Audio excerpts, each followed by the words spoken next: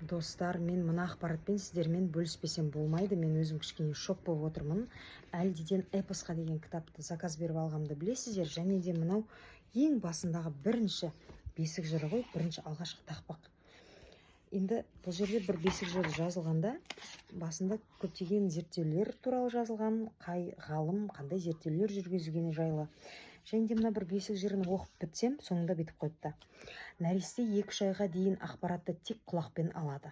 2-3 айға дейін. Сондықтан бесік жанында әңгімелесуге, музыка қоюға болмайды дейді. Ойланып қалдым мен. Өйткені қазір барлығы телефоннан музыка қойып ұйықтатады ғой бесікте жатқан баланы. Себебі бала жаманды жақсылы эмоцияның бәрін миына жинақтай береді. Бұл жайында американдық биологтар D.G.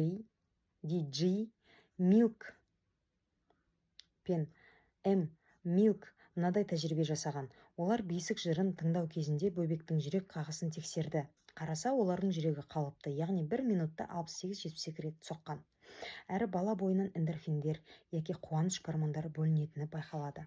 Ал заманауи музыкадан сәбидің жүрегі шамадан тыс қатты соққан, ұйқысы бұзылып, өзін қорғансыз сезінген. Тіпті романтикалық әуендерді тыңдауда орынсыз дейді. Романтикалық әуендерді тыңдауда орынсыз дегенмен келсем, себебі қатты мұңды болып кетеді. Тіпті қазір жасанды интеллектпен жазылып жатқан романтикалық әндерді де көп тыңдап жатады адамдар. Оны балаға мүлдем қоюға болмайды. Мен өзім де байқадым бір рет. Кейде қоямын солай музыканы. Сол кезде менің қызым жылап жіберді. Ойлап қараңыздаршы, менің қызым жылап жіберді. Басқасын қойшы деді, ана жасанды интеллектпен айтылған әнді тыңдап. Өйткені ол жасанды интеллект өте қатты эмоцияға, жүрекке тиетін қылып шығарғанда ана өлеңді. Бесік жыры деген сонда бір. Бесік жырларынан құралған жинақ қой анау ютубтағы плейлист. Сондай ақпарат, достар, қалай ойлайсыздар? Ойларыңызды пікірге жазып кетіңіздер. Менің өзімнің жеке пікірім, келісем бұмен.